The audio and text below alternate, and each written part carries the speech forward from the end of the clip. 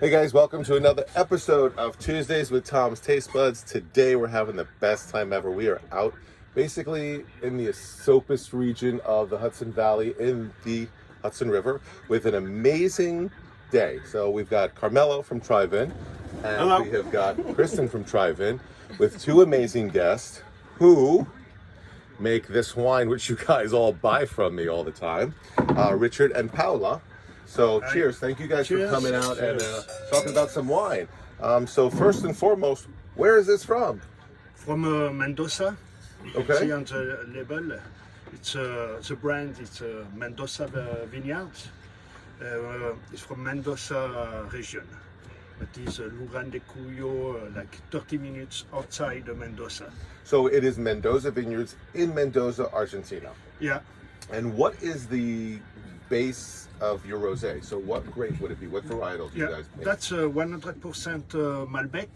Okay. We did like a bit larger maceration to give more body on the rosé. While we can see maybe the color is a bit darker. It's got a richer color Yeah. than most things because a lot of people are familiar with like Provence, Yeah. and they have that little bit of lighter, more. Yeah. It's much lighter in style. This has a lot more body, a lot more structure, which I really love.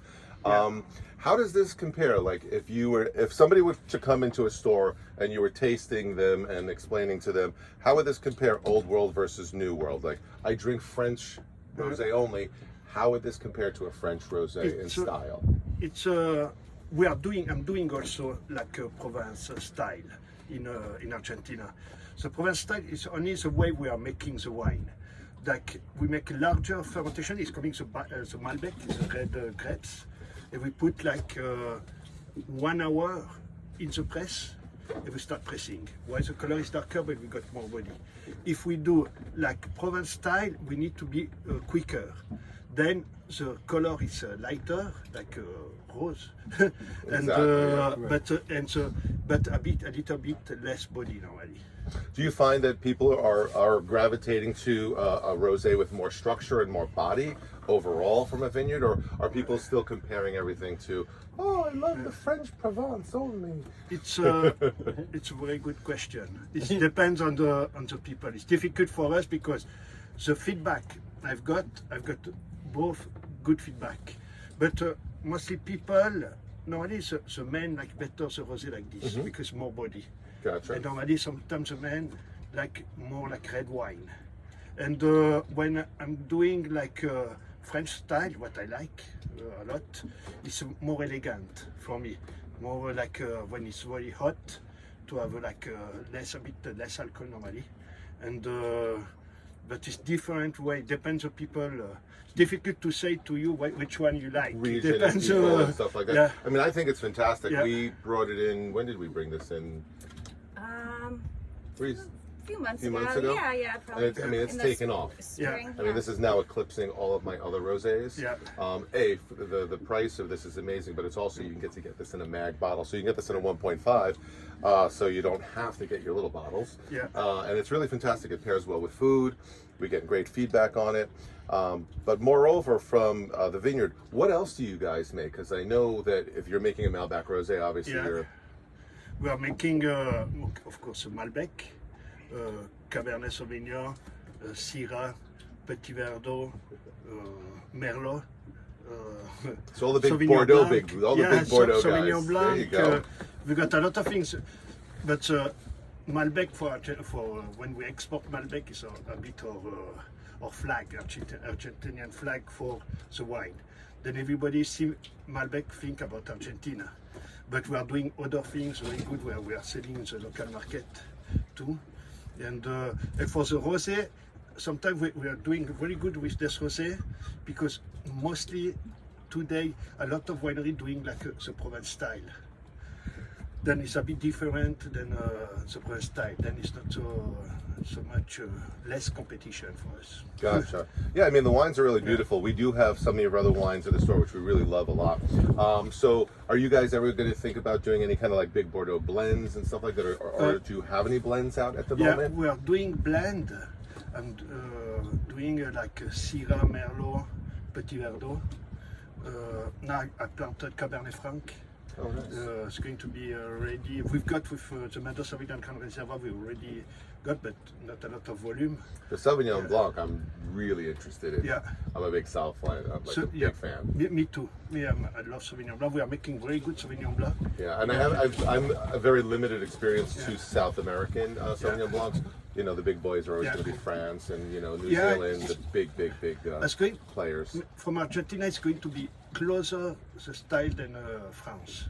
Then, because we are close, not far from the sea, not like Chile, New Zealand, South Africa, and but we've got the mountain. Then we've got cold night, cold weather too. So the grapes get to rest a little bit. Yeah, it's a bit more body, Sauvignon Blanc. Mostly like closer from Sancerre than it's different.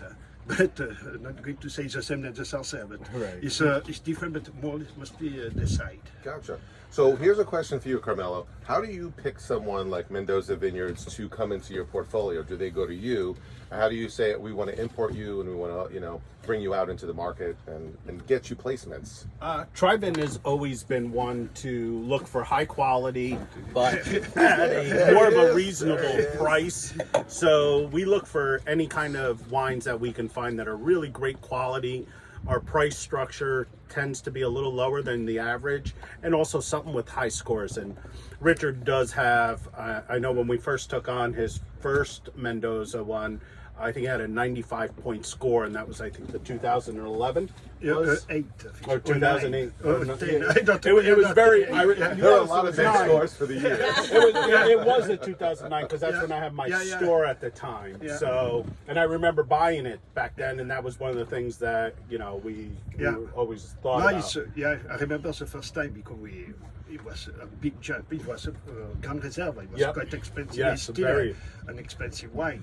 Yeah, it's just interesting on the wholesaling and importing side, because a lot of the stuff that you bring to us in the market, it's like, wow, how did you find this 93, 95, 97 points from Italy, from Argentina, from wherever? And you're like, are you sure that's the right price point? Are you guys bootlegging stuff? Because, you know, we can bring you stuff from the market, like really affordable. So when you guys come into the store, ask us, you know, what do you guys have in stock from TriVin? Just because we can really get some great stuff to you guys in the market. Like this guy on our shelf, I think it's about $8.99, and the big boy is, I think, $10.99 or $11.99. Oh, is that the Tarantus? So you guys know what Tarantus is? Don't worry, I'll flash all of that stuff as you guys watch the YouTube. I'll explain it to you. Tarantus is an amazing grape. Argentina is probably the best at this grape in the entire world. Oh, the floralness on that is beautiful. That is 2020. Yes, 2020 Tarantus. Yeah. Fantastic, beautiful, really, really fantastic stuff. Oh, yeah? So, what is your favorite grape that you guys are making, or should I say, growing and pressing at the vineyard? Like, what do you go to the vineyard and try? We should hear from you, Paola. Like, what's your favorite stuff? What do you go? Oh, I'm drinking this every night. Sauvignon Blanc. Oh, really? I love it. It sounds like me, Sauvignon Blanc. I love it. Get that in. Everyone loves Sauvignon Blanc. Sauvignon Blanc. Yeah, agreed. It's my favorite of all the whites. Other than I do like Gewürztraminer, but it's so hard to find a good Gewürztraminer in the world. Do you think Argentina will ever grow a Gewürztraminer? Is it cold enough down there? Yeah, it's a good question. I never try. Maybe it's going to be. I don't know. Nobody's doing Gewürztraminer. I don't think it's cold enough. The Germans have this down pat. Yeah, definitely. The Germans have the Maybe Gewürztraminer we down can pat. got a problem with the maturity. It's going to be too early. I don't know. I need to investigate. Yeah, because as like the world and the climate is shifting now, whatever the agreements or disagreement on whatever you want to call it, there's temperature variants that are changing. Yeah. Spain is actually growing Riesling for the first time, some really killer Rieslings, and I was like, from Spain, that's really interesting. Really? So what's an interesting thing that you think down the line that you might want to grow and produce? I think Cabernet Franc is interesting because it's very good from Argentina. I would like to try also Albarino. Oh, wonderful! Yeah. I would like to try because it's working well in Spain. Argentina is warm also. maybe can be an interesting one too. I tested some Albarino from Argentina. It's really, I think, only one or two winery doing small volume, but the quality was very good. But in Argentina, it's quite easy. We can plant more or less everything. Need to see the final results at the end. I think what we should do is the next time we should do the whole portfolio of Mendoza, Yeah. so you guys can see the whole spectrum. But the way we should do this is be at the vineyard. Yeah. So we will be coming to you live from Argentina, and maybe during like one of the World Soccer Cup games or something. Yes. Because something just happened, and I've been like, all my friends are watching soccer. I'm like, I don't know what's going on.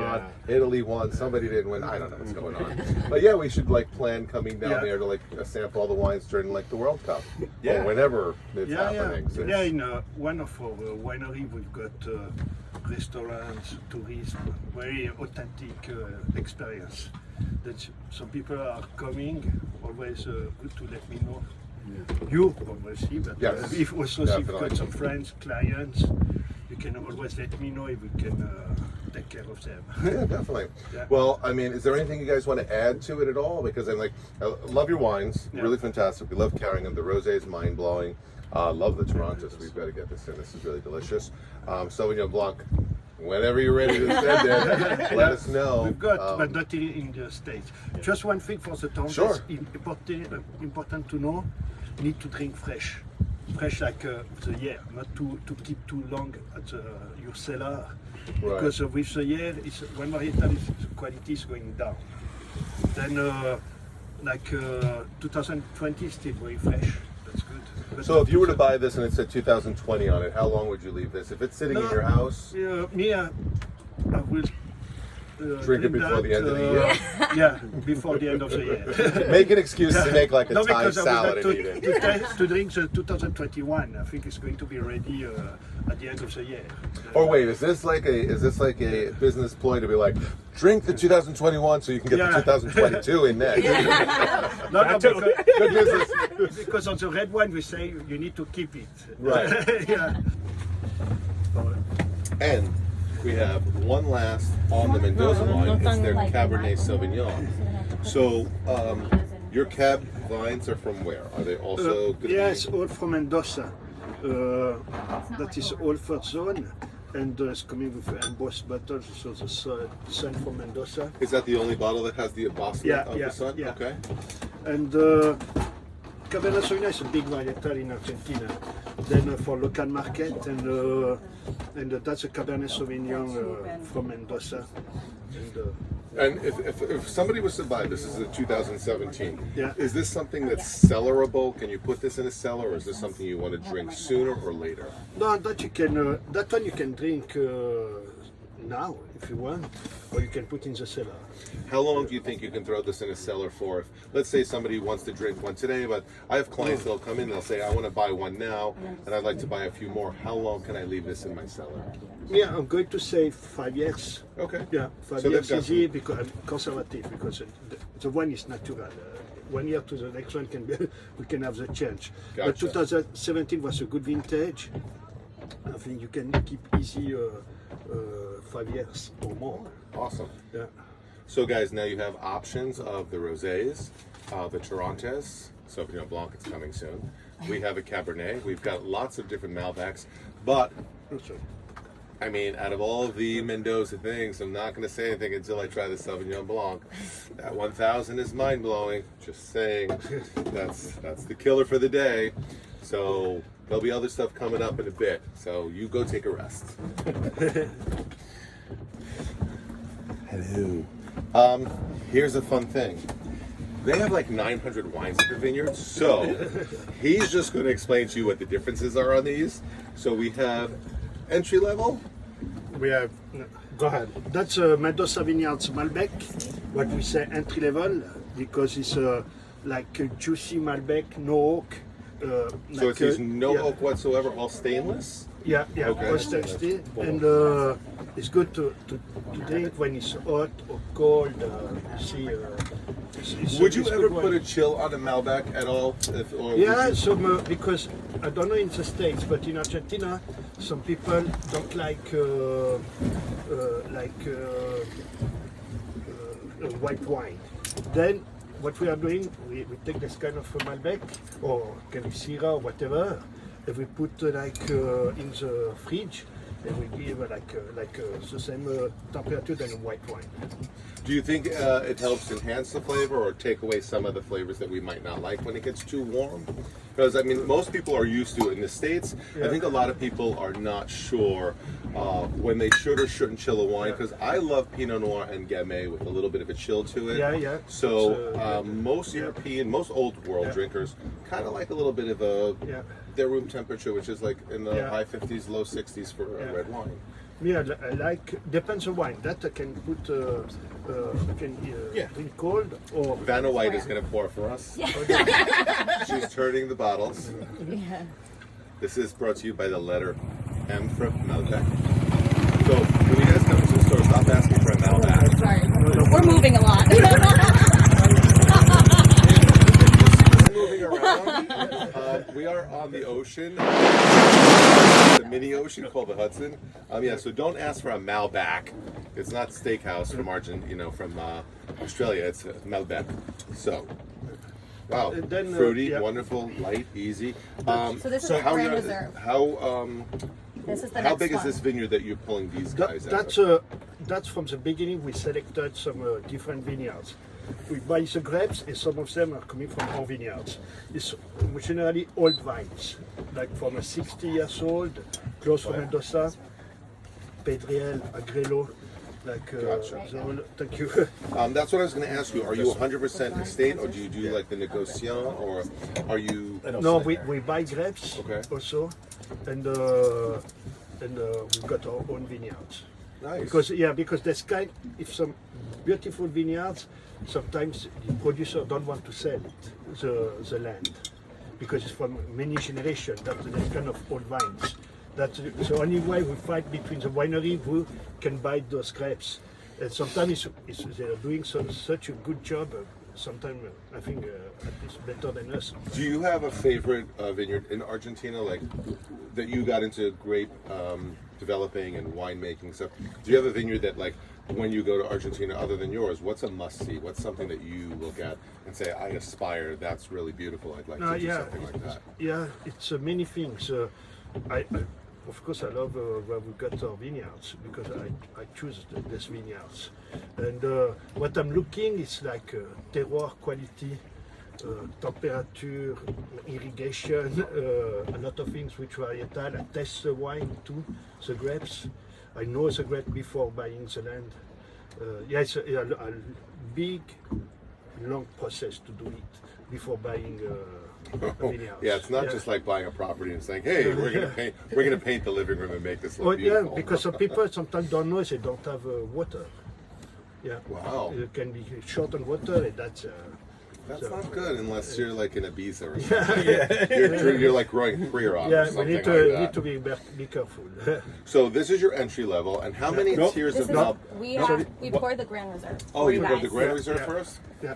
Oh, we're doing the big boy. We discussed the entry level. Now we poured the Grand Reserve. Yeah. So this is we didn't So this So is here really, we go with the Grand Reserve. So when you come into the store, it's in a giant box, and by that I mean a big wooden box. Delicious wines, you can't go wrong. So this is your top tier. Yeah, today, it's one of the top line from the Mendoza Vineyards winery. We got after we're going to test another one. Okay. A different project. That's Mendoza Vineyards. Yeah, it's doing very well. People, it's many years we are selling everywhere in the world. And how long have you had the vineyard yourself in ownership? No, we started to have 10 years ago. 10. So Yeah. you weren't born, But and I was like 23. we bought. It was already so one of the vineyards. The vines was planted in 1947.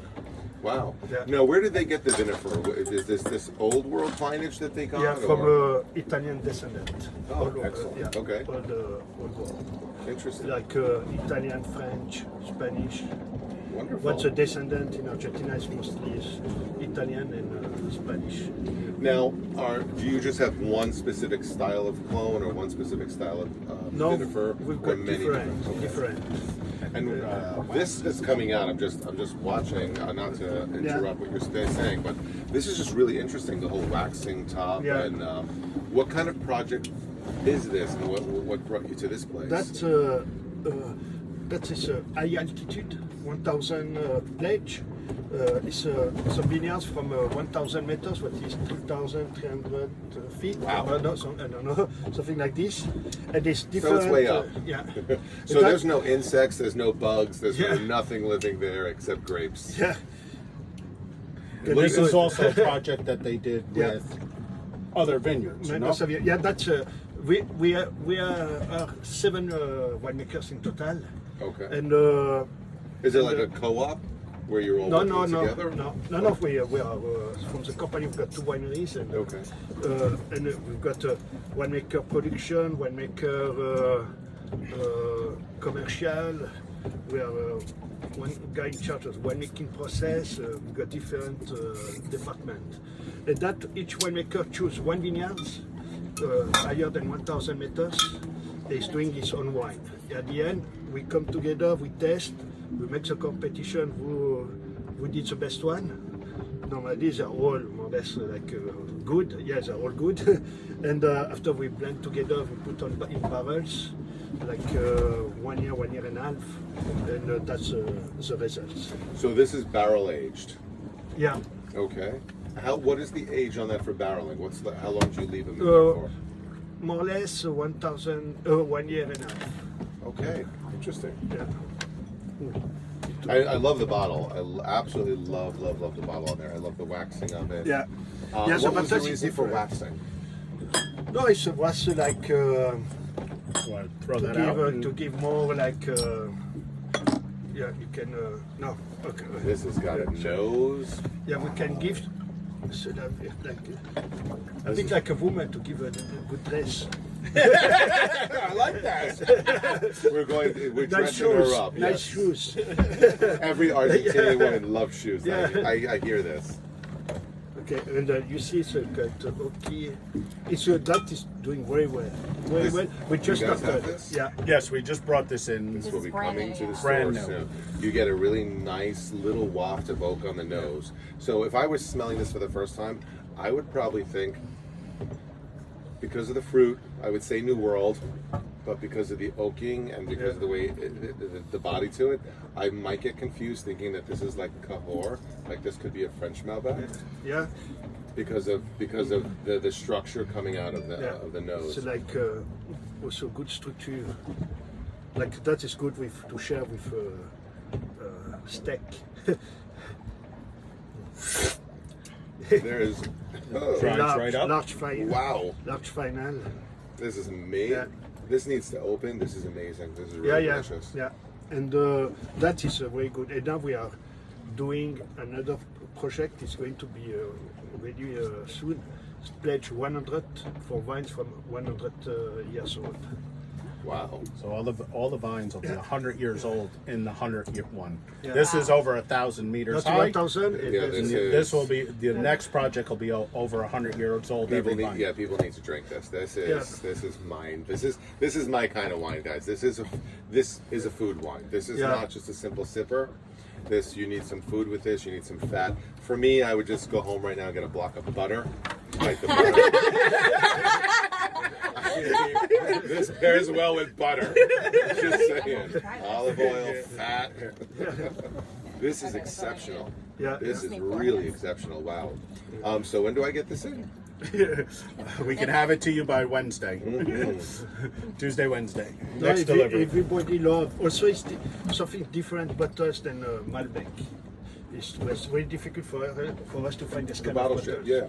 Yeah. And even if you feel the heaviness That's in the yeah. bung This of is- the bottle too. Yeah, like so again, when we're doing like blind tastings at wine school and you hold the bottle and you get the nose, Yeah. I'd be completely lost. I'd be like, Yeah. there's no way this would be Malbec. It wouldn't be. Right. Yeah. And then you look at it and you're like, how the heck did this happen? Surprised. Say exactly. That's what we should do. When you see the video, surprise!